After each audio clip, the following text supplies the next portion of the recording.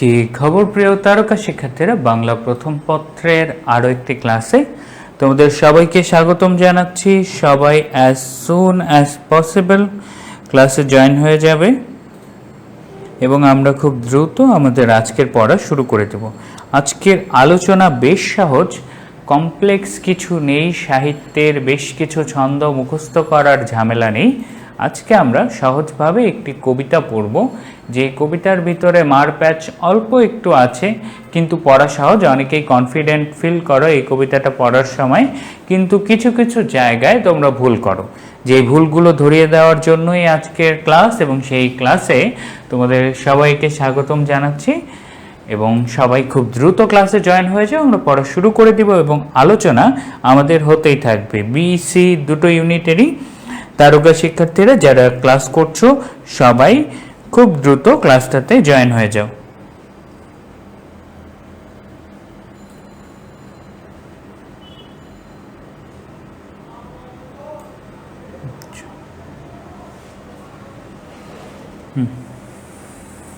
ঠিক আছে, সবাই ক্লাসে জয়েন হয়ে যাও। সবাইকে টাইম দিই, সময় যেহেতু হয়নি আর 2 মিনিট সময় দিই, সবাই ক্লাসে জয়েন হয়ে যাও। তার মধ্যে আমি তোমাদের কাছ থেকে জানতে চাই, এ পর্যন্ত আমাদের ক্লাসগুলো যে তোমরা করছো সেই ক্লাসগুলো তোমাদের কাছে কেমন ইফেক্টিভ বলে মনে হচ্ছে একটু জানাও দেখে আমাকে একটু জানাবে সবাই, যে এ পর্যন্ত বিভিন্ন সাবজেক্টের ক্লাস তোমরা করলে সবগুলো সাবজেক্টেরই ক্লাস তোমরা একটা হলেও পেয়েছো, তাই না?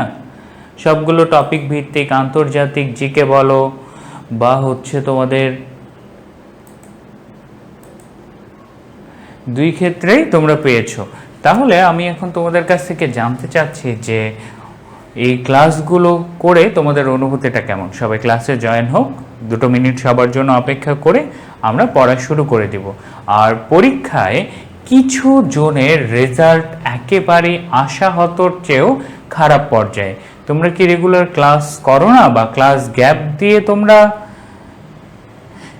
তোমরা কি ক্লাস বাদ দিয়ে হচ্ছে অনেকেই আছো? যেহেতু আমাদের এই জার্নিটা যত বেশি জনকে আমরা চান্স পাইতে পারবো ঢাবিতে, তত বেশি জনের প্রতি আমাদের শ্রমটা সার্থক হবে, তাই না? কিন্তু ঘটনা হচ্ছে আমরা একসাথে পণ করলাম, আমাদের যুদ্ধ থামবে না যতদিন না পর্যন্ত ঢাবির মাটিতে কি হবে বলো দেখি, আমাদের পদার্পণ ঘটবে। কিন্তু সেই যুদ্ধে গৃহহারা পথিকের মতন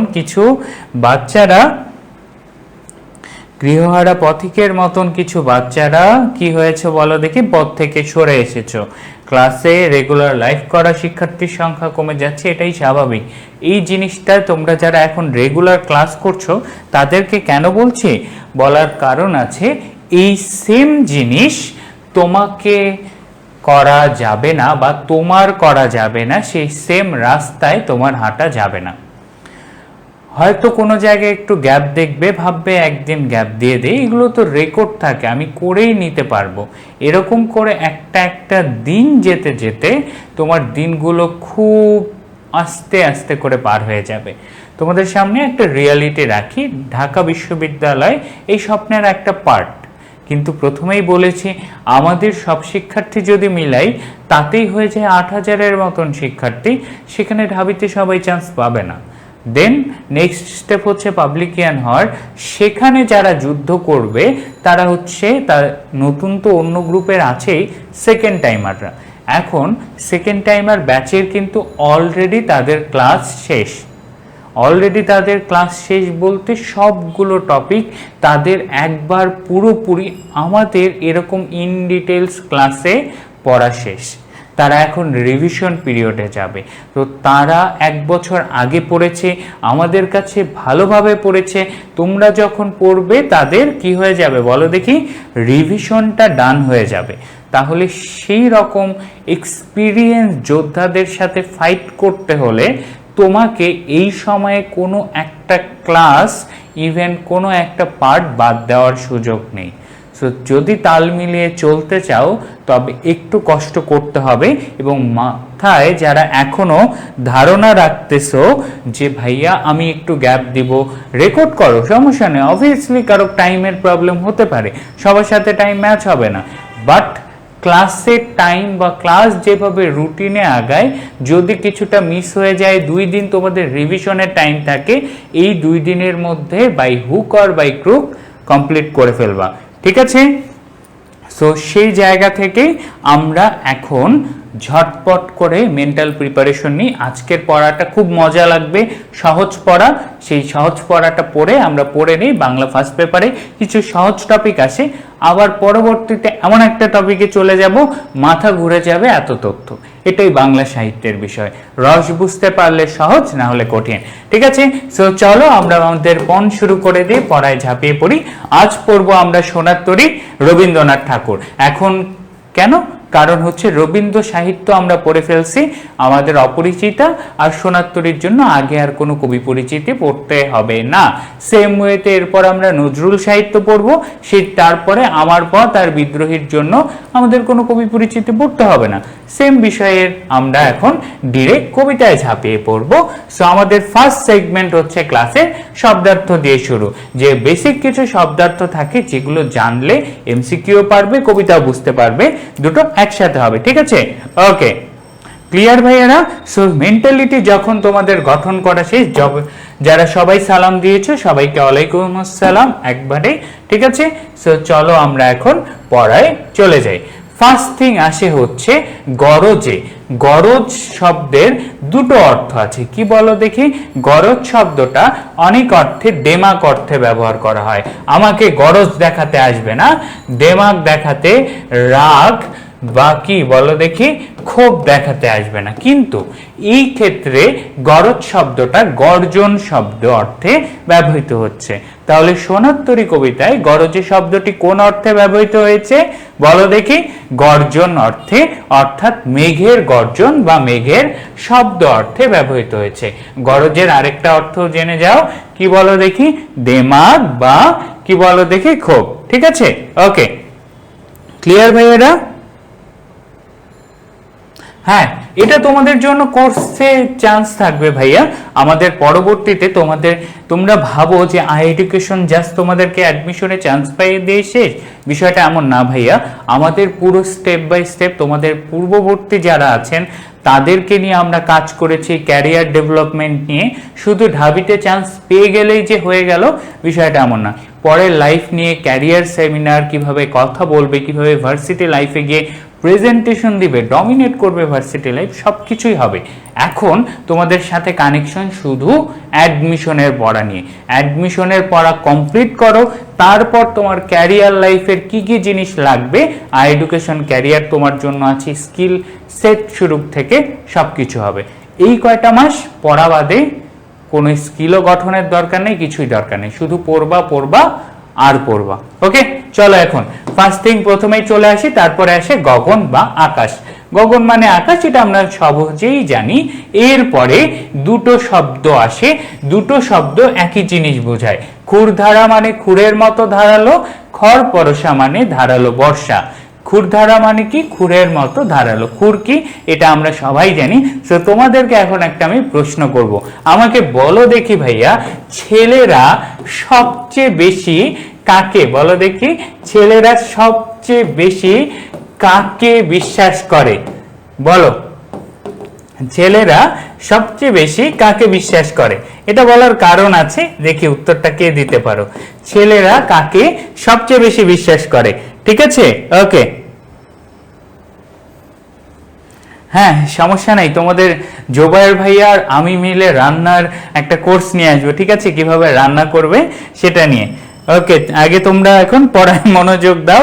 সংবর্ধনায় তোমাদের যে খিচুড়ি বা বিরিয়ানি হবে আমরাই রান্না করে দেবো। ঠিক আছে? ওটা খায় টেস্ট করে দেখো আমরা কিভাবে রান্না করি। এখন পড়ায় মনোযোগ দাও। ওকে, চলো। সো প্রথমে আসলো কি, ছেলেরা সবচেয়ে বেশি কাকে, বলো দেখি, মাকে বিশ্বাস করে। এই যে যারা আগে আমার ক্লাস করছো তারা উত্তরটা দিয়ে দিছো। কি বলো দেখি? মাকে, আম্মাকে। যারা আগে ক্লাস করছো তারা জানো এটার উত্তর হচ্ছে ছেলেরা তাদের নাপিতকে সবচেয়ে বেশি বিশ্বাস করে। কেন? কারণ হচ্ছে নাপিত কি বলো দেখি, নাপিতরা ছেলেদের চুল কাটে, এবং ছেলেদের চুল যে শুধু মাথায় থাকে, এই যে দাড়ি, এটাও তো এক ধরনের, তাই না? তো এই দাড়িটা এমন এরিয়াতে আমাদের সবচেয়ে নাজুক জায়গায়, এমন আমাদের বডিতে যদি হাতে কাটো একদম ভিতরে খুব প্রেশার দিয়ে ভেইন কাটলে তারপরও তুমি বেঁচে যেতে পারবা, বাট তোমার গলায় ফিনকি দিয়ে যদি ব্লাড ভেসেল বের হওয়া শুরু হয় খুব কঠিন তোমাকে বাঁচানো। তো সেই জায়গায় খুর ধারা, খুরের মতো ধারালো বলা হচ্ছে, খুর একটা ব্লেডের মতো জিনিস যেটা দিয়ে ছেলেরা চোখ বন্ধ করে থাকে নাপিতের উপর বিশ্বাস করে, এবং নাপিত কি বলো দেখে দাড়ি সেভ করে দেয়। তাহলে এই জায়গায় এর চেয়ে বেশি ভরসা নিজের পুরো জীবনটা চোখ বন্ধ করে কারো উপর ভরসা করে রাখা যায়? ছেলেরা করে, তাদের নাপিতের প্রতি ছেলেরা সবচেয়ে বেশি লয়াল থাকে। তো সেই জায়গা থেকে এবার বুঝছো খুরধারা মানে কি বলো দেখি? খুরের মতো ধারালো। এবং খড় পরশা মানে ধারালো বর্ষা। এই বর্ষাটা কি? এই বর্ষা হচ্ছে তোমার নিক্ষেপ করা, বর্ষা নিক্ষেপ, জ্যাভলিন থ্রো আছে সেই বর্ষা। ঠিক আছে, এই দুটো লাইন কেন?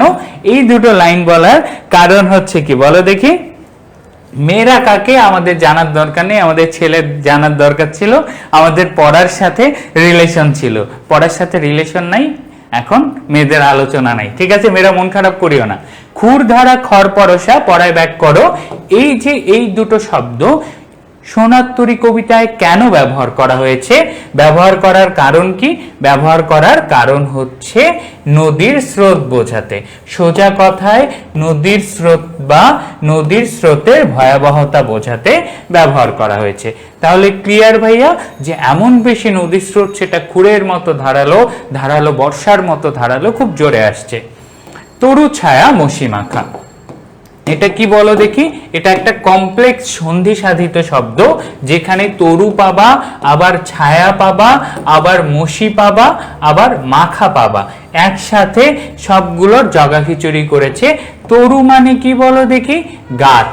তরু মানে গাছ, ছায়া মানে ছায়া, মসি মানে কালো বা অন্ধকার, কালো বা অন্ধকার।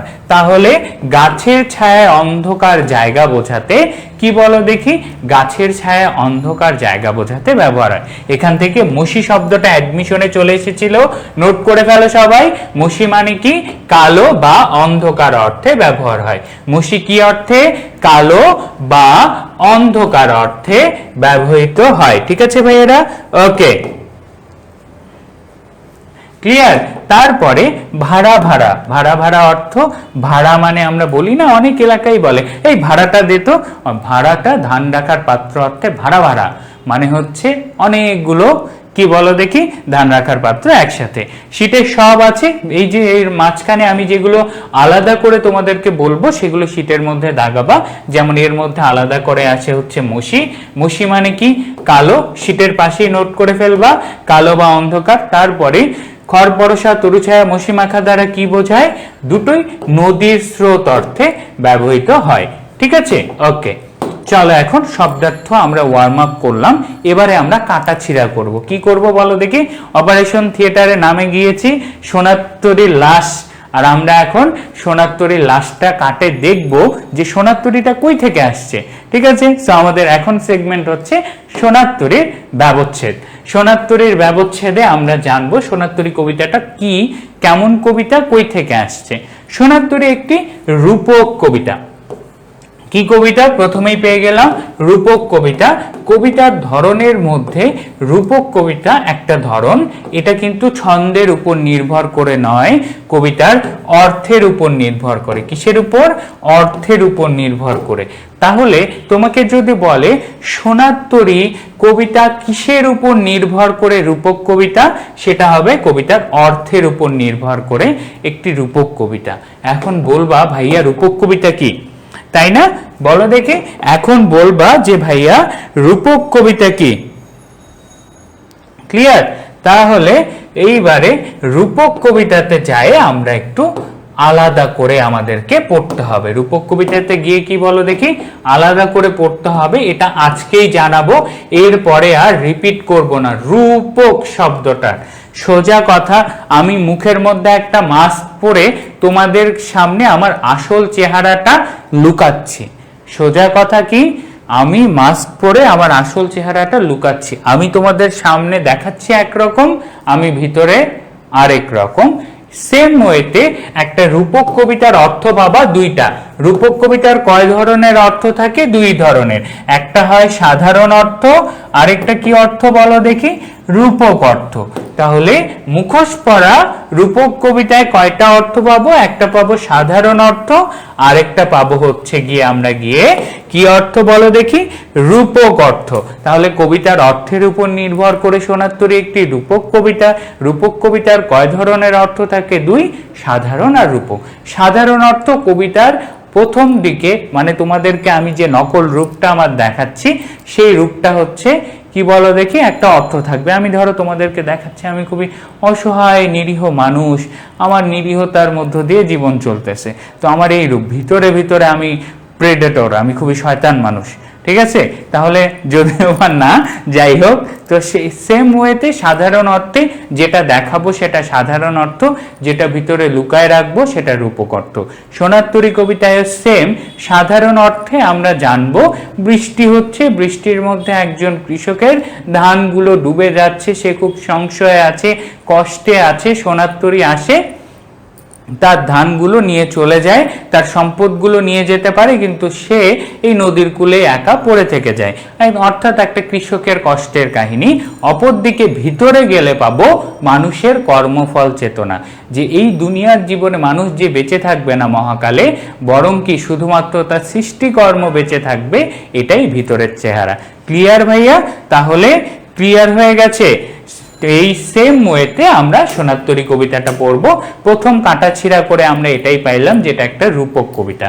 রূপক কবিতার পরে জানি কবিতাটার ছন্দ কি? কবিতাটার ছন্দ হচ্ছে মাত্রাবৃত্ত ছন্দ। এখন ভাইয়া তোমাদের সবার প্রশ্ন থাকে যে ভাইয়া ছন্দ কি? মাত্রাবৃত্ত ছন্দ, অক্ষরবৃত্ত, স্বরাবৃত্ত, গদ্য ছন্দ, এগুলো আসলে কি? আমরা কিছু বুঝি না। সো চিন্তা করিও না, তোমাদের জন্য তোমাদের সুফিয়ান স্যার আমি নিতাম, বাট তোমাদের সুফিয়ান স্যারই নিবে, যে কি বলো দেখে তোমাদের ছন্দের একটা ক্লাস হবে। এখন জাস্ট কবিতার জন্য এটা মুখস্থই করতে হবে যে এই কবিতাটা মাত্রাবৃত্ত ছন্দে রচিত, কারণ ছন্দ আইডেন্টিফাই করা অনেক কঠিন ব্যাপার। তোমাদের এত প্যারা নিতে হবে না, বইয়ে শর্ট সিলেবাসে কবিতা মাত্র 60টা, কোনটা কোন ছন্দ চোখ বন্ধ করে মুখস্থ করবা, পরীক্ষায় ওর বাইরে প্রশ্ন আসবে না। বাট ছন্দ চেনার জন্য সেকেন্ড পেপার থেকে যদি কিছু কোশ্চেন করে, সেটার জন্য তোমাদের ছন্দের সেপারেট ক্লাস হবে।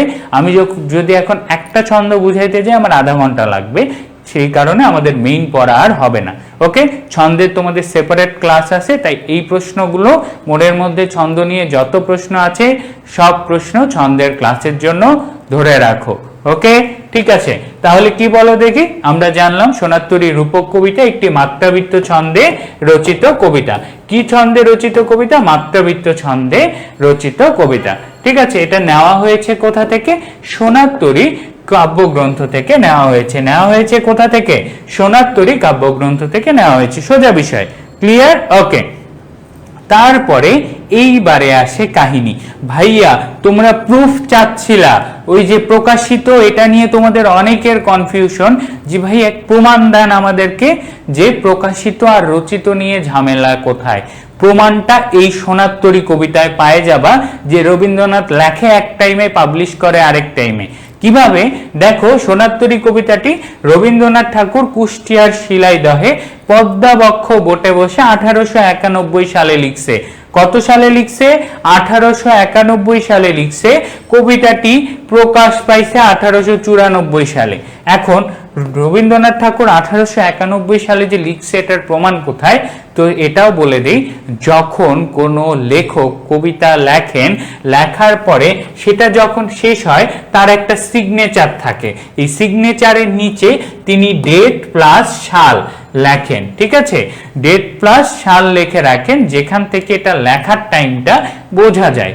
তাহলে 1891 সালে লিখে 94 সালে পাবলিশ করছে, তার আগে অন্য কাব্যগ্রন্থ পাবলিশ হয়ে গেছে না? তাহলে সোনার তরী যদি কোনো একটার আগে হইতো, তাহলে সেটাকে কি পরে বলতে হবে না?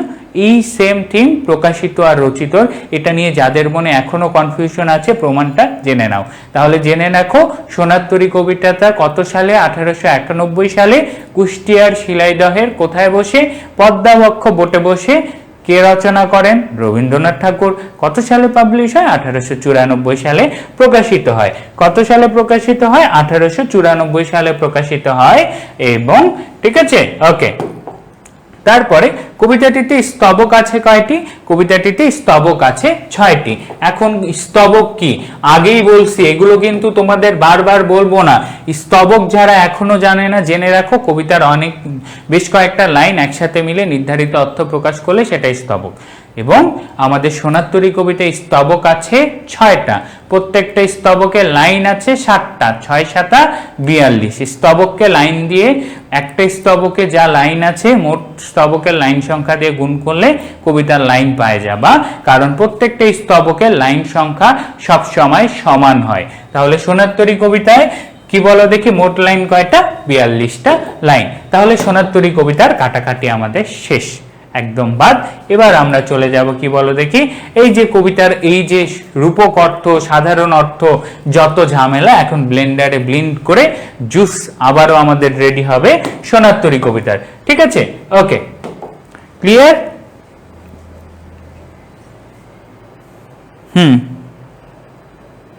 ওকে।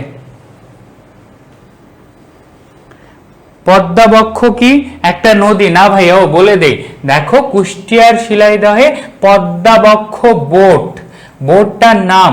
কুষ্টিয়ার ওই পাশে পদ্মা নদী পাওয়া যায়, ঠিক আছে? কুষ্টিয়ার ওই পাশে পদ্মা নদীর এলাকা আছে এবং সেই নদীতে তার একটা বোট ছিল বা একটা নৌকা ছিল বজ্রার মতন, যার নাম দিয়েছিল পদ্মাবক্ষ, মানে পদ্মার বুকে থাকা নৌকা। ঠিক আছে, সেই নৌকার মধ্যে বসে তিনি রচনা করেন। ওকে ভাইয়া, ঠিক আছে। এখন দেখো, বারবার বলছি, দেখো তোমাদের যে কোনো একটা পপুলার মুভির কথা চিন্তা করো যেখানে হিরোর দুইটা রূপ, মানে হিরোটা একটা টাইমে দেখায়। অপরিচিত মুভিটা দেখছো না, মাল্টিপল পার্সোনালিটি ডিসঅর্ডার।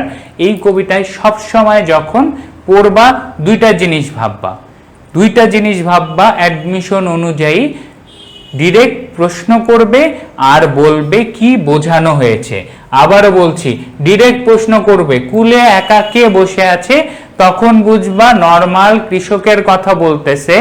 আর যখনই বলবে কি বোঝানো হয়েছে, প্রশ্নের মধ্যে বোঝানো কি তুলে ধরা হয়েছে, কি প্রকাশ করা হয়েছে, এই রিলেটেড যা যা কথা আসবে ভাইয়া, তখন কি করবা বলো দেখি? কি বোঝানো হয়েছে, কি তুলে ধরা হয়েছে, কি প্রকাশ করা হয়েছে, এই কথাটা তোমাদের যখনই আসবে তখনই তোমাকে কবি হিসেবে কল্পনা করতে হবে। আমি ক্লিয়ার করে দিব, একটু কমপ্লেক্স রাখবে যে ভাইয়া কখন কবি বলবো, কখন কৃষক বলবো, আমি ক্লিয়ার করে দিব। শুধু জেনে রাখো, এই কবিতাটা দুইটা চেহারার মানুষ।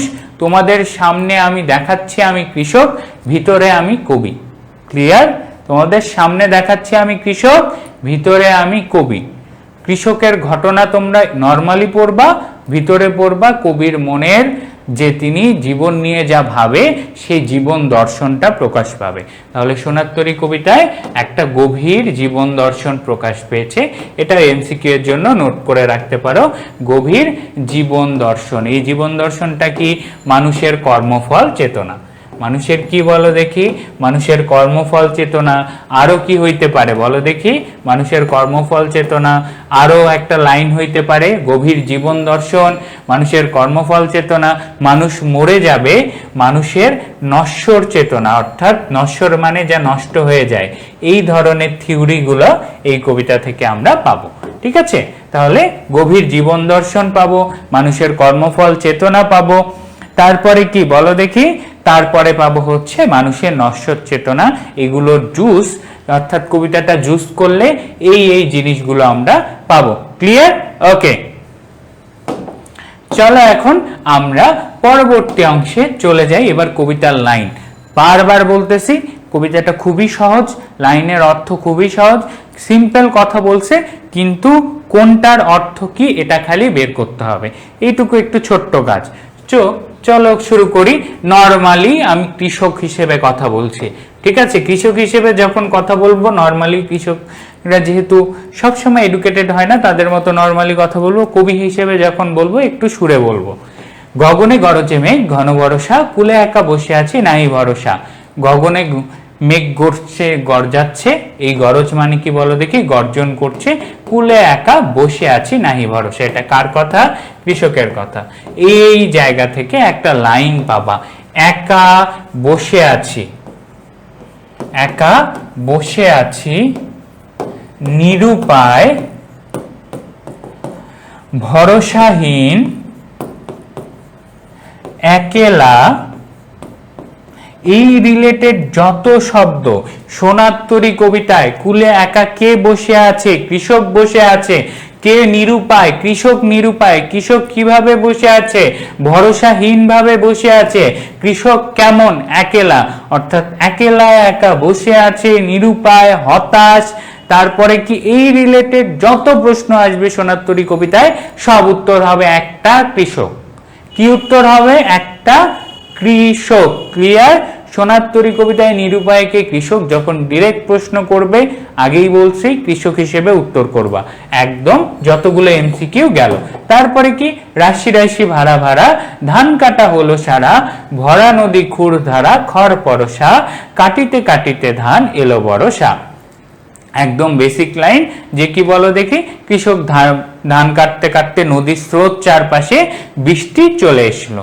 বৃষ্টি কিভাবে চলে আসলো, ধান কাটতে কাটতে বৃষ্টি চলে আসলো, কৃষকের কাহিনী শেষ। এখন এই কবিতার ভিতরের অর্থ দেখো। ভিতরের অর্থ বলতে আমি এখন কবি হয়ে যাব। যদি বলে যে কুলে একা বসে আছি নাহি ভরসা দ্বারা, কবি কি বুঝিয়েছেন, তখন কিন্তু আর কৃষক হবে না, তখন হবে কবি কি বলো দেখি, মৃত্যুর সন্ধিক্ষণে, মৃত্যুর সন্ধিক্ষণে কি বলো দেখি, মৃত্যুর সন্ধিক্ষণে একা বসে আছেন।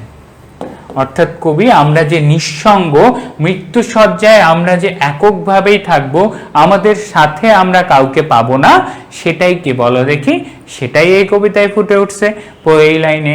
তারপরে কি বলো দেখি, গগনে গরজে মেঘ ঘন বর্ষা, এই জায়গায় বর্ষা হচ্ছে মৃত্যু। কিসের প্রতীক বলো দেখি, বর্ষা হচ্ছে মৃত্যুর প্রতীক। কি বলো দেখি, মৃত্যু বা জীবনের অন্ধকারের প্রতীক। মৃত্যু বা জীবনের অন্ধকারের প্রতীক। বর্ষা ঘনিয়ে আসছে মানে জীবনের শেষ ঘনিয়ে আসছে। মৃত্যু, জীবনের অন্ধকার, জীবনের শেষের প্রতীক কি, সেটা হচ্ছে বর্ষা। ক্লিয়ার?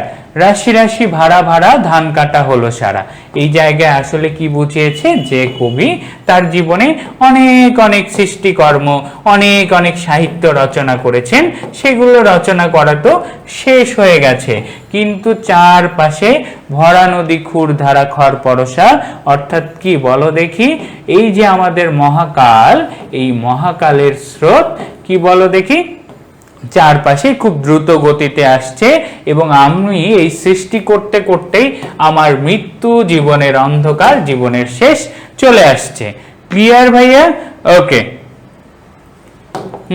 এটা দিয়ে র‍্যাপ গান বানাইছে, সাহিত্যের অপমান করছে। অবশ্য র‍্যাপও একটা সাহিত্যের মধ্যে পড়ে, ওটা মানুষের পার্সোনাল অপিনিয়ন। তাহলে কবিতাটার ফার্স্ট পার্টটা বুঝছো, কোনো কঠিন নাই। লাইনে দুই ভাবে চিন্তা করবা, কৃষক আর কবি হিসেবে। কবি কি ভাববে, যে তার জীবনের অন্ধকার ঘনিয়ে আসছে, মৃত্যু চলে আসছে, তিনি তার সাহিত্যকর্ম যা রচনা করার করে ফেলেছেন, তার মধ্যেই তার জীবনে মৃত্যু বা অন্ধকার ঘনিয়ে আসছে। মৃত্যু নিয়ে তিনি কি বলো দেখি, মৃত্যু নিয়ে তিনি হচ্ছে ভয় পাচ্ছেন। তাহলে সোনার তরী কবিতায় একটা থিম হচ্ছে, এই জায়গার কবির মনের ভয় বা হতাশাও আমরা পাই। ঠিক আছে, যে মৃত্যু সম্পর্কে তিনি ভয় বা হতাশাগ্রস্ত আছেন। তারপরে একখানি ছোট ক্ষেত আমি একেলা, কি বলছি, যত একেলা কে পড়ে আছে, কৃষক পড়ে আছে, একেলা একা সব কৃষক।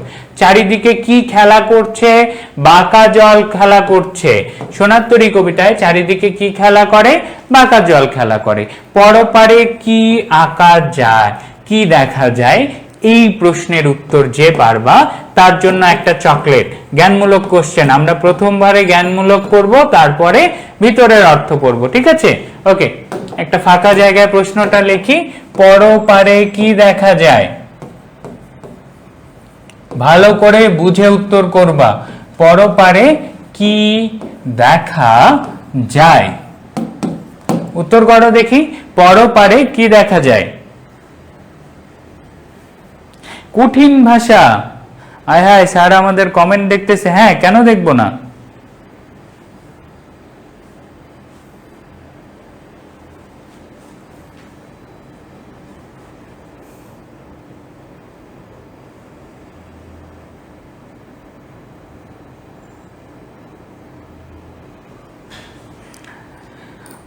উত্তর করো, আমি চকলেট চাই, এখনই দেন।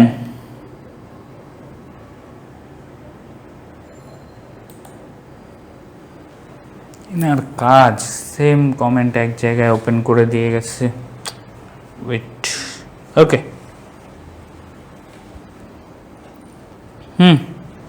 চকলেট কল্পনায় খেয়ে নাও, ওকে ঠিক আছে।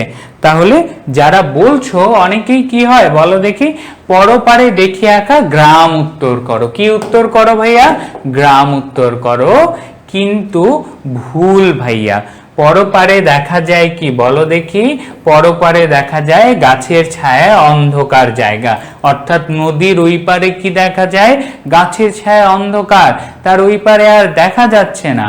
তার পাশে দেখা যায় যে যে গ্রামটা আছে সেই গ্রামটা হচ্ছে মেঘে ঢাকা। তাহলে সবার আগে আছে কি, গাছের ছায়া অন্ধকার অঞ্চলটা।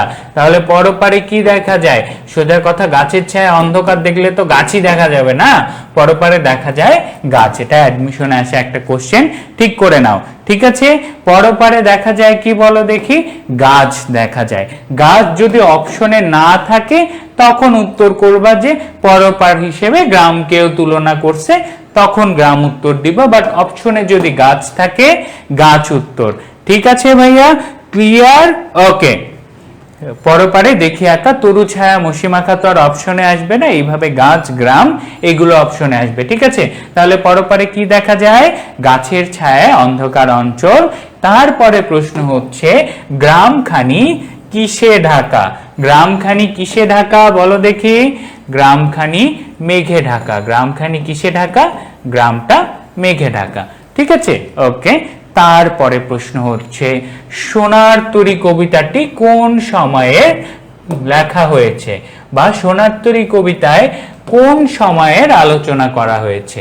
এটা একটু কমপ্লেক্স কোশ্চেন। সোনার তরী কবিতায় কোন সময়ের আলোচনা করা হয়েছে?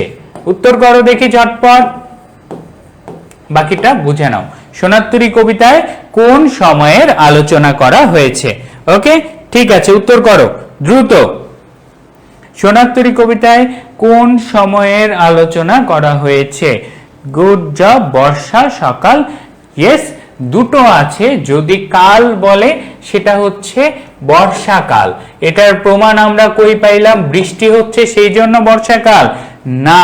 কবিতার পরে আমরা একটা লাইন পাবো, শ্রাবণ গগন ঘিরে ঘন মেঘ ঘুরে ফিরে। শ্রাবণ গগন ঘিরে ঘন মেঘ ঘুরে ফিরে। এই যে লাইনটা, এই লাইনটাই প্রমাণ করে দিচ্ছে কবিতাটা যখন লেখা তখন শ্রাবণ মাসের আকাশ, আষাঢ় শ্রাবণ কোন কাল? বর্ষাকাল।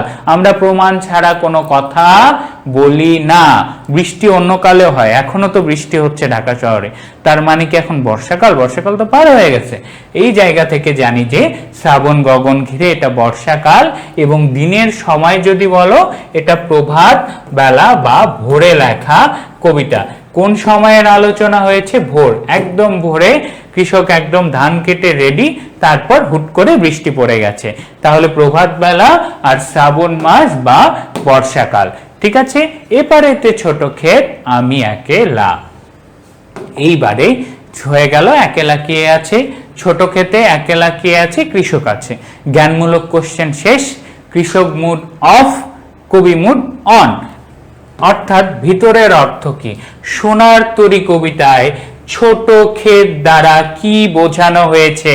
এটা তার ক্ষেতের আকার ছোট সেটা বোঝানো হয়নি, বরং জীবনের পরিধিকে বোঝানো হয়েছে। জীবনের পরিধি বা জীবনের পরিব্যাপ্তিকে বোঝানো হয়েছে। সোজা কথা, মানুষের জীবন যে নিতান্তই অল্প সময়ের জন্য, জীবনের পরিধিতে অল্প সময় এবং এই পরিধিতে কবি একা আছে, সেটাই তুলে ধরা হয় যে কবিতার ছোট্ট জীবনে একাই আছেন, তার চারিদিকে বাঁকা জল খেলা করছে। এইবারে একটা একটা অ্যাডমিশনে আসা বড় কোশ্চেন ক্লিয়ার করো। আমরা ক্লিয়ার করছি সোনার তরী কবিতায় কৃষকের আসল অর্থ কবি। বর্ষার আসল অর্থ কি বলো দেখি? বর্ষার আসল অর্থ কি? বর্ষার আসল অর্থ অন্ধকার অর্থে, জীবনের অন্ধকার, জীবনের শেষ। তারপরে পাইছি ছোট ক্ষেতের আসল অর্থ হচ্ছে জীবনের ক্ষুদ্র পরিধি। কি বলো দেখি? জীবনের ক্ষুদ্র পরিধিকে বোঝানো হয়েছে। তারপরে গিয়ে আমরা পাবো আরেকটা জিনিস, সেটা হচ্ছে বাঁকা জল, যাকে কি বলো দেখি? কালের স্রোতের সাথে তুলনা করা হয়েছে। কিসের সাথে? কালের স্রোতের সাথে তুলনা করা হয়েছে। এটা আবার কি জিনিস ভাইয়া একটু বুঝায় দেন। বাঁকা জল অর্থ কি? কালের স্রোত। বাঁকা জল অর্থ কি? কালের স্রোত। এটার অর্থ কি ভাইয়া একটু আমাকে বুঝায় দেন, আমি বুঝতে চাই। ঠিক আছে, বাঁকা জল অর্থ কি? কালের স্রোত মানে কি? কাল মানে হচ্ছে সময়। এই পুরো কবিতাটা হচ্ছে সময়ের বহমানতায় মানুষ কি বলো দেখি মহাকালে মানুষ টিকে থাকবে। এই থিওরিটা হচ্ছে সময় নিয়ে। কি নিয়ে? সময়। এবং কাল হচ্ছে সময়। এই পুরো এরিয়াটা হচ্ছে কাল। সময়ের পুরো এরিয়া বোঝাতে কাল থেকে আসে মহাকাল, অর্থাৎ সৃষ্টির শুরু থেকে শেষ পর্যন্ত সময়টা হচ্ছে মহাকাল। এবং এই মহাকালের মধ্যে সময় একটু একটু করে আগাইতে থাকে। ঠিক আছে, এখন এই সময়টা আগাইতে আগাইতে কি কোথাও থেমে যায়? না, থেমে যায় না। অর্থাৎ সময়ের একটা স্রোত আছে, এইভাবে সুন্দর ফ্লোতে আগায় যাচ্ছে।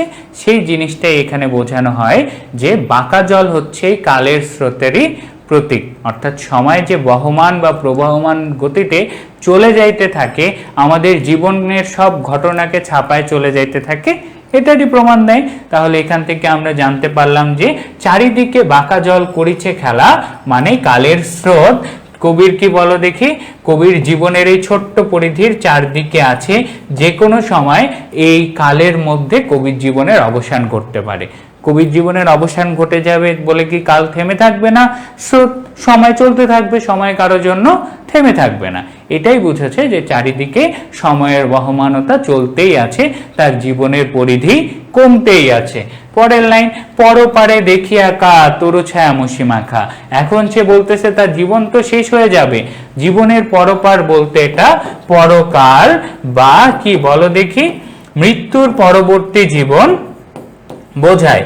এটা কি বলো দেখি? পরকাল বা মৃত্যুর পরবর্তী জীবন বোঝাতে পরপারের কথা বলা হয়েছে। কি বলো দেখি?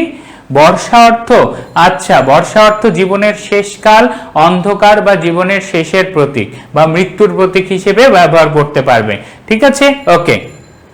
তাহলে পরকাল মৃত্যুর পরবর্তী জীবনকে নিয়ে বোঝানো হয়েছে। এখন কবি এখন দেখতেছে যে চারিদিকে কালের স্রোতে তার জীবন শেষ হয়ে যাচ্ছে, জীবনের পরবর্তীটা কি বা মৃত্যুর পরবর্তী জীবনটা কেমন সেই জীবন সম্পর্কে তো কবি জানে না। তার কাছে মৃত্যুর পরবর্তী জীবন কেমন?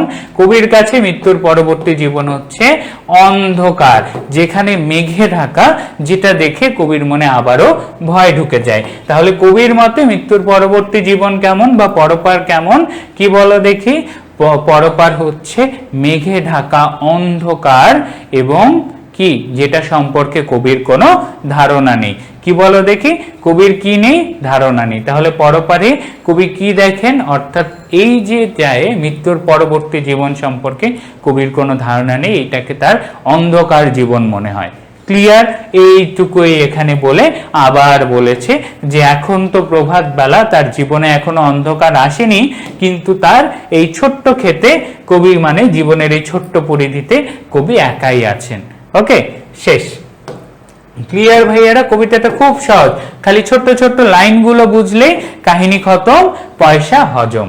তারপরে কবির জীবনে আরেকজনের আবির্ভাব ঘটলো। কি বলো দেখি? আরেকজনের আবির্ভাব ঘটলো হচ্ছে মাঝি। কি বলো দেখি? মাঝি। এখন মাঝিকে নিয়ে কাহিনী কি? মাঝিটা জেনে রাখো, মাঝি হচ্ছে মহাকালের প্রতীক। মাঝি কি? মাঝি হচ্ছে মহাকালের প্রতীক। এবং আমাদের এই যে কবিতাটার নাম, আমাদের কবিতার নাম কি? সোনার তরী। কবিতার নাম হচ্ছে কি? সোনার তরী, এবং এই যে সোনার তরী কবিতাটা আছে, এই সোনার তরী কবিতাটা হচ্ছে মহাকাল। সোনার তরী কবিতাটাই হচ্ছে দ্য ওজি মহাকাল ইটসেলফ।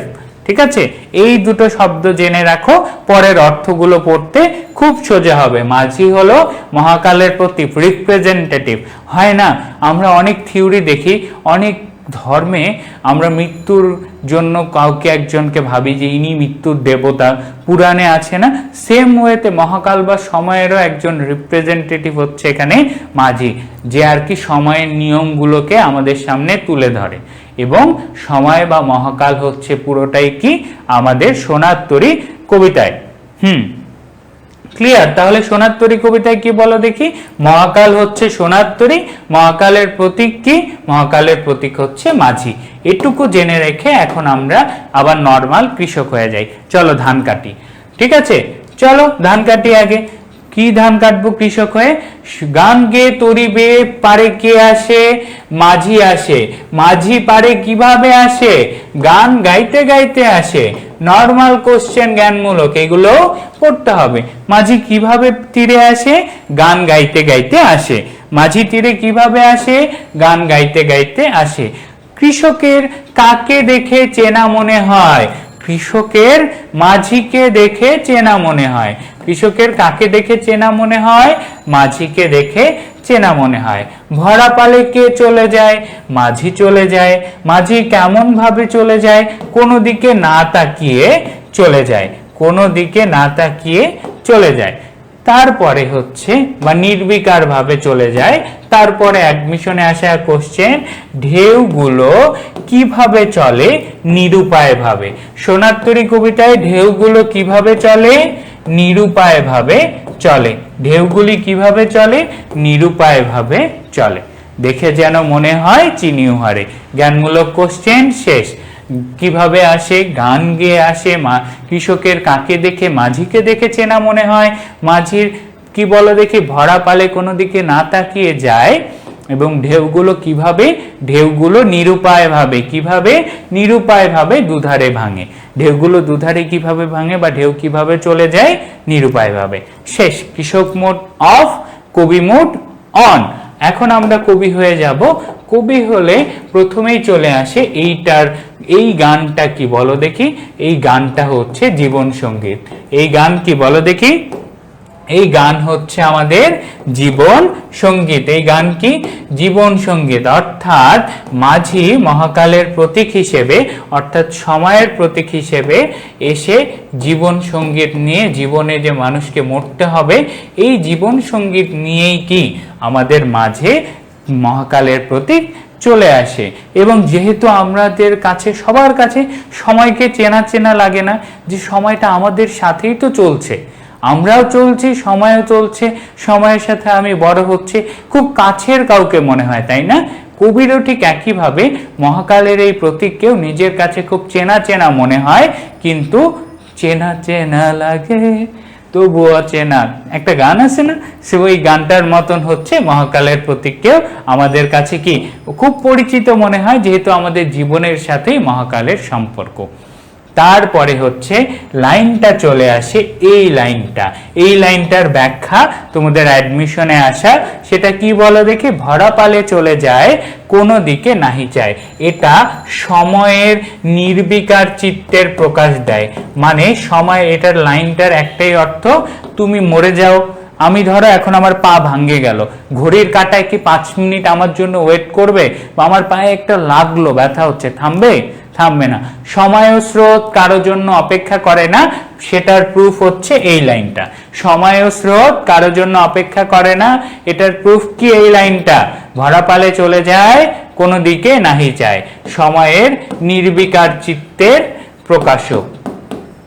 অর্থাৎ সময় ও স্রোত কারো জন্য যে অপেক্ষা করে না, সেটা কি বলো দেখি? সেটা হচ্ছে প্রকাশ করে। ক্লিয়ার ভাইয়া? ওকে।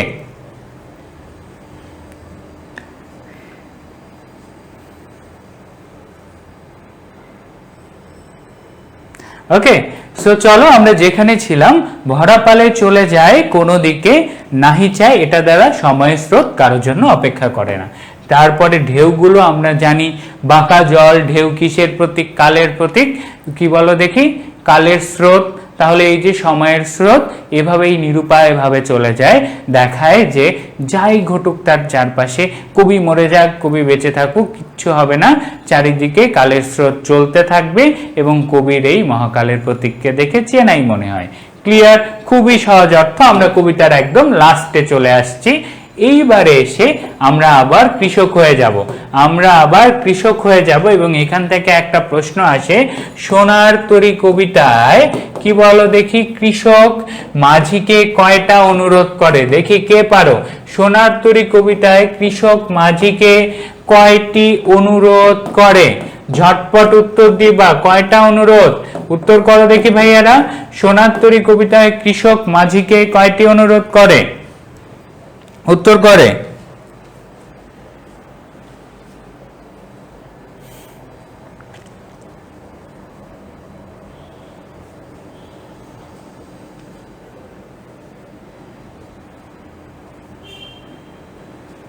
ওকে, উত্তর করো ঝটপট। তিনটি। Good job. কয়টা বলো দেখি? তিনটা অনুরোধ করে। কয়টা অনুরোধ? তিনটি অনুরোধ করে। অনুরোধগুলো কি কি? 1 নাম্বার কি বলো দেখি? ওগো তুমি কোথা যাও কোন বিদেশে, বারেক ভিড়াও তরি কুলেতে এসে। অর্থাৎ আমার কুলে এসে একবার তরি ভিড়াও, 1 নাম্বার। 2 নাম্বার অনুরোধ করে কি বলো দেখি? সোনার ধানগুলোকে তোমার নৌকায় জায়গা দাও। এবং 3 নাম্বার হচ্ছে আমাকেও তোমার সাথে নাও। 2টা অনুরোধ মাঝি রাখে, তুলে কি বলো দেখি? তীরে এসে তরি ভিড়ায় এবং সোনার ধানকে নেয়, কিন্তু 3 নাম্বার অনুরোধটা পূরণ করতে পারে না। কি বলো দেখি? মাঝি কৃষককে সোনার তরীতে নিয়ে যায় না। তাহলে কয়টা অনুরোধ? 3টা অনুরোধ। নৌকা ভেড়াতে, ধান তুলে নিতে, সোনার ধান, এবং কি বলো দেখি? আমাদের কৃষক বাবাজিকে তুলে নিতে। কৃষক বাবাজির কষ্ট। তাহলে এইটাই বলো দেখি। প্রথম অনুরোধটা ছিল যে কোথায় যাও তুমি আমাকে, কি বলো দেখি? আমার এই তীরে এসে নৌকাটা ভেড়াও। যেও যেথা যেতে চাও, যারে খুশি তারে দাও, শুধু তুমি নিয়ে যাও ক্ষণিক হেসে আমার সোনার ধান কুলেতে এসে। এই জায়গায় আর কোনো জ্ঞানমূলক কিচ্ছু নাই। এই জায়গায় আর কি জ্ঞানমূলক কিচ্ছু নাই। এবারে আমরা আবার কবি মুডে চলে যাব। কোন মুড? কবি মুড। এখন কবি কি বোঝানো হয়েছে? সোজা কথা, সময়ের স্রোতকে কি বলো দেখি? মহাকালের প্রতীক মাঝিকে কি বলো দেখি? কবি থামতে বলে, যে কবি অনুরোধ করে। তাহলে মহাকালের প্রতি কবির এখানে আকুতি প্রকাশ পায়। কি প্রকাশ পায়? আকুতি বা প্রার্থনা প্রকাশ পায়। যে কবি মহাকালের কাছে প্রার্থনা করে যে মহাকাল বা সময়ের স্রোত যেভাবে চলে যাচ্ছে যাক, শুধুমাত্র আমার জীবনের এই মাঝে একটু সময় মহাকাল থেমে আমার সৃষ্টিকর্মগুলোকে কি বলো দেখি? সময়ের স্রোতে টিকিয়ে রাখুক। তাহলে এখানে কি বলো দেখি? কবির মাঝে একটাই আকুতি পাওয়া যায় যে মহাকাল তার স্রোতের মতো চলতে থাকুক, শুধুমাত্র সেই স্রোতে কবির সৃষ্টিকর্মগুলোকে জায়গা দেখ। ঠিক আছে? কি বলো দেখি? সৃষ্টিকর্মগুলোকে জায়গা দেখ। এখান থেকে একটা এভারগ্রিন এমসিকিউ ট্রিপল স্টার দাও। সোনার ধান দ্বারা কি বোঝায়? সোনার ধান দ্বারা সৃষ্টিকর্ম বোঝায়। সোনার ধান দ্বারা কি বোঝায়? সৃষ্টিকর্ম বোঝায়। সোনার ধান দ্বারা কি বোঝায় ভাইয়া? সৃষ্টিকর্ম। ওকে, ঠিক আছে। ক্ষুরধারা মানে খড়ের মতো ধারালো। ঠিক আছে? ওকে, তাহলে বলো দেখি সৃষ্টিকর্ম। সোনার ধান মানে সৃষ্টিকর্ম, সাহিত্যকর্ম হবে। হ্যাঁ, কবির সৃষ্টি তো তার সাহিত্য, অবশ্যই। অপশনে যেটা থাকবে মেইনলি সোনার ধান দ্বারা তিনি তার এ পর্যন্ত যা কিছু সৃষ্টি করছে সেই অর্থেই ব্যবহার হয়েছে। ওকে, তাহলে আমাদের এই লাইনটা খুবই সহজ ছিল। আমরা পরের লাইনে চলে যাই। যত চাও তত লাও তরণী পরে, আর আছে আর নাই দিয়াছি ভরে, এতকাল নদীকূলে যাহা লয়েছিনু ভুলে, সকলই দিলাম তুলে থরে বিথরে, এখন আমারে লহ করুণা করে। এই জায়গায় কি বলো দেখি? কবি সোনার ধান কাকে দিয়ে দিল? কৃষক। কৃষক তার সোনার ধান দিয়ে দিয়েছে মাঝিকে। মাঝিকে দিয়ে মাঝিকে সাথে কথা বলল যে এতকাল নদীকূলে যা আমি চাষ করছি সবই স্তরে স্তরে তোমাকে তুলে দিলাম। এখান থেকে জ্ঞানমূলক মাঝি ধানগুলো কি বলো দেখি, মাঝিকে কৃষক ধানগুলো কিভাবে সাজিয়ে দেয়, থরে বিথরে মানে স্তরে স্তরে সাজিয়ে দেয়। এবং তারপরের জ্ঞানমূলক হচ্ছে শেষ অনুরোধ কি ছিল মাঝির প্রতি কৃষকের, কৃষককে নৌকায় নেওয়ার। কি বলো দেখি, কৃষককে নৌকায় নেওয়া শেষ অনুরোধ ছিল যে কৃষককে নৌকায় নিতে হবে। ঠিক আছে, ওকে ক্লিয়ার, ওকে ঠিক আছে। তাহলে এখন কি বলো দেখি, মাঝির কাছে অনুরোধ ছিল যে কৃষককে কি করতে হবে, নৌকায় নিতে হবে। এখন আমরা কবি মোডে চলে যাই। এই লাইনগুলো খুবই সহজ, একদম সাধারণ অর্থ। এই জায়গায় কবি বোঝাচ্ছে যে এতকালের তার সাহিত্য জীবনে তিনি যা যা সাহিত্য বা সৃষ্টিকর্ম সাহিত্যকর্ম রচনা করেছেন সব কিছু কবি মহাকালের মাঝে কি বলো দেখি, মহাকালে বা সোনার তরীর মাঝে তুলে দিয়েছেন। এবারে কবি একটু তার মনের আসল কথা জানান, যে কবি বলেন এই মহাকালের স্রোতে আমাকেও নিয়ে যাও, আমাকেও অমর করো। কি বলো দেখি, মহাকালের স্রোতে আমাকেও নিয়ে যাও, আমাকেও অমর করো। তাহলে আমারে লহ করুণা করে, এখানে বলো দেখি কি, কবির মাঝে অমরত্ব লাভের বা মানুষের মাঝে টিকে থাকার, কি বলো দেখি, মানুষের মাঝে বেঁচে থাকার আকুতি পাওয়া যায়। এই লাইনটা থেকে কি পাওয়া যায় বলো দেখি, মানুষের মাঝে টিকে থাকার বা মানুষের মাঝে বেঁচে থাকার, অমরত্ব লাভ করার একটা বাংলা লিখিত নিয়ে তোমাদের ইন ডিটেলস আলোচনা হবে। বাংলা লিখিতর জন্য তোমাদেরকে আমরা লেকচার শিট প্রোভাইড করব একটা, সেটা নিয়েও আলোচনা আসবে। বাংলা লিখিত নিয়ে টেনশন করিও না। এই জন্য কবিতাগুলো আমি এমসিকিউ এর বাইরে গিয়ে এইভাবে ব্যাখ্যা করে পড়াচ্ছি, যেন ব্যাখ্যাগুলো জেনে রাখো। এরপর যখন ক্লাসে এসে ডিরেক্ট প্রশ্ন করাবো, কবিতা থেকে রিটেনের কোশ্চেন প্র্যাকটিস করাবো, তখন যেন তোমরা থতমত না খাও। সে কারণে ক্লাসে ব্যাখ্যাগুলো একটু বড় মনে হলেও মন দিয়ে বুঝে রাখবা। রিটেনের ক্লাসে উপকার হবে, আমাদের এক একটা ক্লাস সব কিছুর অ্যান্সার, বুঝছো? সো এই থিওরি দিয়েই মাথায় রাখবা। ভাইয়া কেন এত বেশি বুঝায় পড়ায়, কারণ হচ্ছে এগুলো তোমাদের রিটেনে হেল্প করবে। ঠিক আছে, ওকে। সো চলো আমরা এখন পড়ায় আবার ব্যাক করি। তাহলে আমাদের এইটুকু অংশ গেল। যাওয়ার পরে আমরা এখন লাস্ট বলি, কি বলো দেখি, লাস্ট লাইনে চলে এসেছি কবিতার। ঠাই নাই ঠাই নাই ছোট সে তরি, ঠাই নাই ঠাই নাই ছোট সে তরি, আমারই সোনার দানে গিয়াছে ভরি। তাহলে কৃষকের মতে কি বলো দেখি, কৃষকের মতে নৌকাটা কেমন ছিল, কৃষকের মতে নৌকাটা ছোট ছিল। নৌকাটা কেমন ছিল, নৌকাটা ছোট ছিল।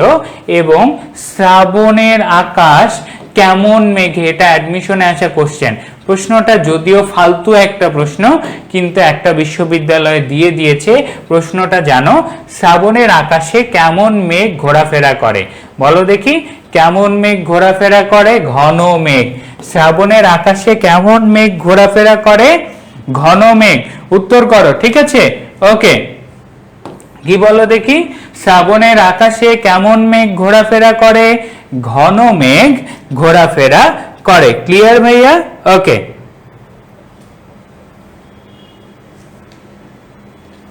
ক্লিয়ার, ওকে। তাহলে শ্রাবণের আকাশে ঘন মেঘ ঘোরাফেরা করে। একটা গেল। কবি শূন্য নদীর তীরে কে পড়ে থাকে, এই বলছি না, পড়ে থাকা, একা থাকা, একেলা থাকা, সব খালি কৃষকের কাহিনী। শূন্য নদীর তীরে কে পড়ে থাকে, কৃষক পড়ে থাকে। কৃষক কোথায় পড়ে থাকে, শূন্য নদীর তীরে পড়ে থাকে। যা ছিল সব নিয়ে যায় কি, সোনার তরী। যা ছিল সব নিয়ে যায় সোনার তরী। শেষ, আমাদের জ্ঞানমূলক আলোচনা শেষ। এবার কবির আলোচনাটা পড়লেই আমাদের কাহিনী খতম। এবার কবি কি বলছে, যে মহাকালের স্রোতে, কি বলো দেখি, মহাকালে কি বলো দেখি, মানুষের কখনো জায়গা হয় না। মহাকালে মানুষের অমর হওয়ার জায়গা নেই, সেখানে শুধুমাত্র কি তার সৃষ্টি বেঁচে থাকতে পারবে। এবং এরই মধ্য দিয়ে কবি কি শূন্য জীবন নিয়ে কি বলো দেখি, তার শূন্য জীবনে মৃত্যুর আশঙ্কায়, কিসের আশঙ্কায়? মৃত্যুর আশঙ্কায় কবি একা পড়ে থাকে। কবির যা সাহিত্য ছিল তা মহাকালের মাঝে টিকে থাকলো কবির সাহিত্যকর্ম, কিন্তু কবি একা একা মৃত্যুর অপেক্ষা করতে থাকলেন, অনিবার্য মৃত্যুর অপেক্ষা করতে থাকলেন। খুবই সহজ লাইন, কি বলো দেখি? তাহলে এই লাইনটা যদি ব্যাখ্যা করতে বলে কি বলবা বলো দেখি? ঠাই নাই ঠাই নাই ছোট সেতুরি, আমারই সোনার দানে ঘিয়েছে ভরি। মহাকাল বা সময়ে শুধুমাত্র মানুষের সাহিত্যকর্মের টিকে থাকার জায়গা হয়, সেখানে মানুষের অমরত্ব লাভের সুযোগ থাকে না। এমন সৃষ্টিকর্মমূলক চেতনা প্রকাশের জন্যই এই লাইনটি কবি ব্যবহার করেছেন। ক্লিয়ার? ঠিক আছে, ওকে।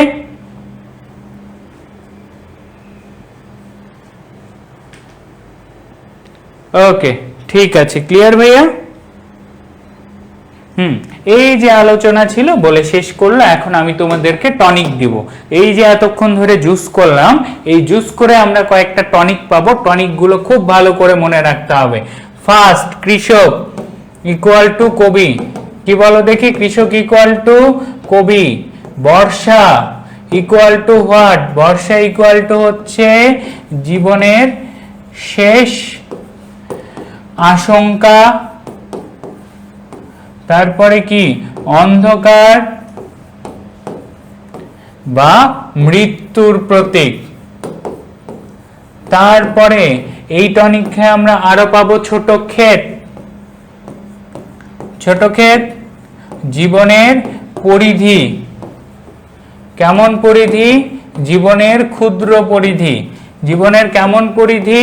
ক্ষুদ্র পরিধি। তারপরে পাবো মাঝি। মাঝি কিসের প্রতীক? মহাকালের প্রতীক। মাঝি মহাকালের রিপ্রেজেন্টেটিভ। মহাকালের বা সোনার কি রিপ্রেজেন্টেটিভ। চারিদিকে কি খেলা করে? এটা অ্যাডমিশনে বারবার আসে। বাঁকা জল খেলা করে। এই বাঁকা জল কিসের প্রতীক? বাঁকা জল হচ্ছে কালের স্রোতের বা কালের প্রবাহমানতার প্রতীক। বাঁকা জল কিসের প্রতীক? কালের স্রোত বা প্রবাহমানতার প্রতীক। তারপরে কি? তারপরে সোনার ধান। এই সোনার ধান হচ্ছে কি বলো দেখি? সৃষ্টিকর্ম বা সাহিত্যকর্ম। এই সোনার ধান হচ্ছে সৃষ্টিকর্ম বা সাহিত্যকর্ম। আর কি আছে ভাইয়া? আর আছে হচ্ছে লাস্ট দা ওজি। এই সব কিছুর বাইরে একমাত্র জিনিস সোনার তরী, যেটার নামে কবিতাটা। সোনার তরী ইকুয়ালস টু মহাকাল। অর্থাৎ যে মহাকাল বা সময়, পুরো সময়ের পরিব্যাপ্তি নিয়ে আমরা আলোচনা করছি, সেই সময়ের পরিব্যাপ্তির মহাকাল হচ্ছে আমাদের সোনার তরী, যেটা নিয়ে এই কবিতাটার নাম রচনা করা হয়েছে। তাহলে যদি কৃষকের ভাষায় এই কবিতা বলে এটা সোনার তরীর কবিতা, আর কবির ভাষায় এটা মহাকালের কবিতা। এবং এই জায়গা থেকে আমরা কি কি জিনিস জানতে পারছি? এই কবিতায় কবির হতাশা পাওয়া যায়।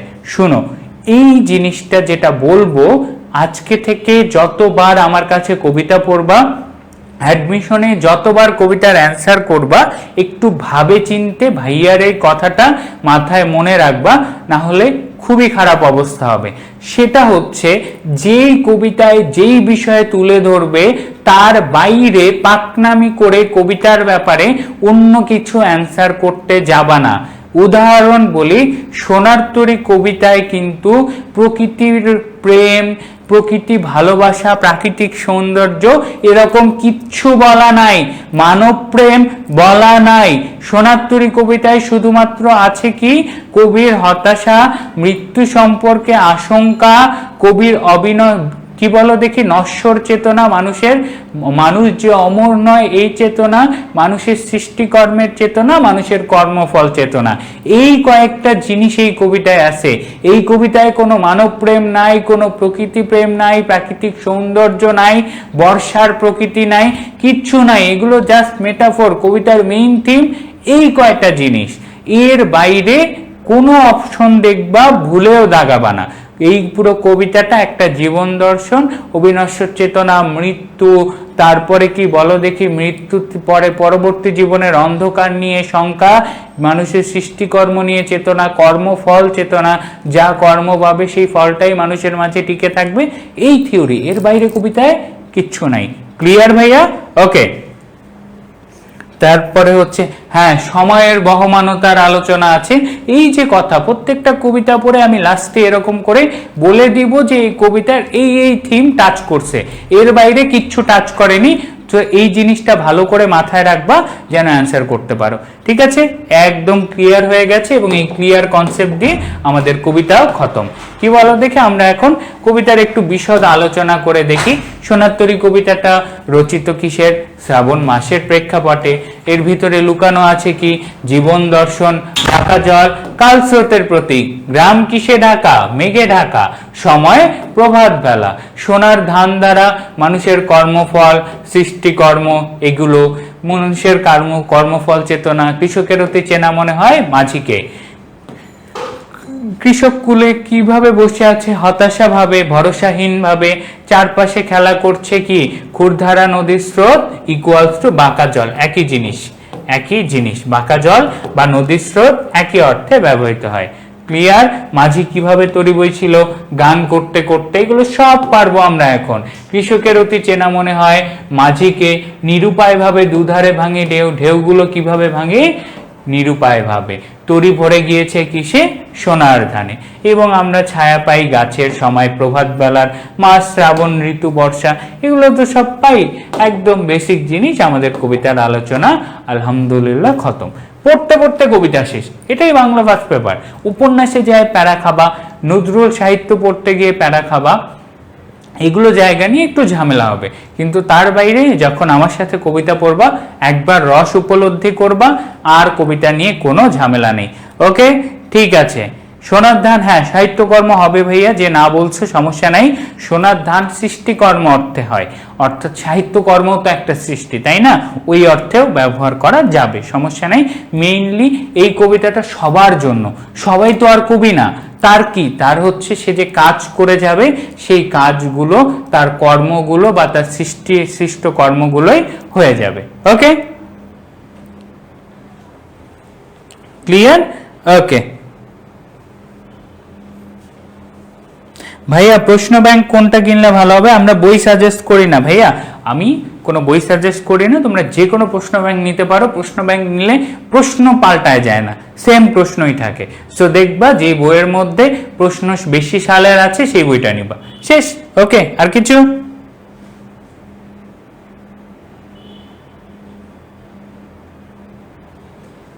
তারাও আচ্ছা,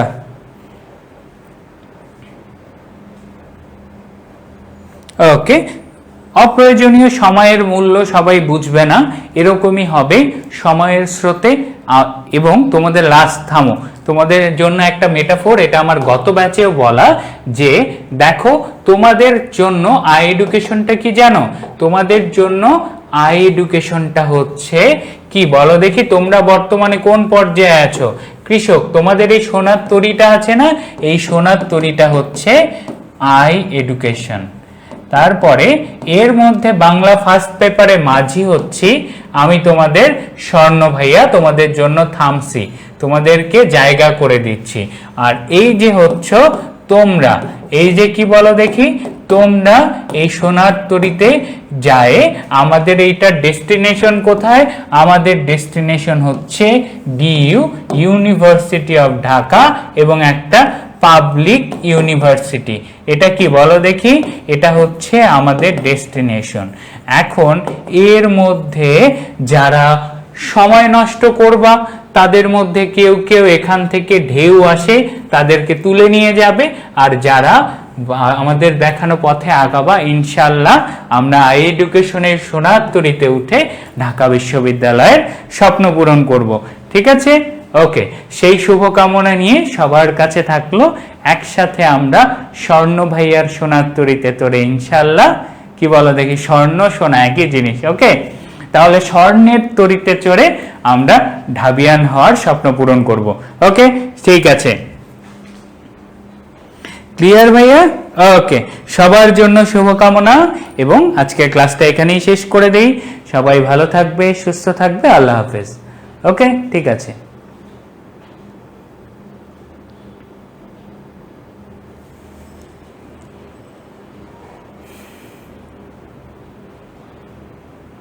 মহাকাল চিরায়ত শিল্পলোক, এটা একটা ক্ষেত্রে ব্যবহার হয়। চিরায়ত শিল্পলোক একটা বইয়ে দেখবা, এটা শিল্পলোকের আলোচনা নয়, এটা কবি পুরো জাতির জন্য, নিজের ক্ষেত্রেও যেমন পুরো সামগ্রিক মানুষের জন্য আলোচনা করেছেন। তাই শুধু কবির কথা ভাবলে, চিরায়ত শিল্পলোক ভাবলে হবে না, মহাকাল। ঠিক আছে? ওকে,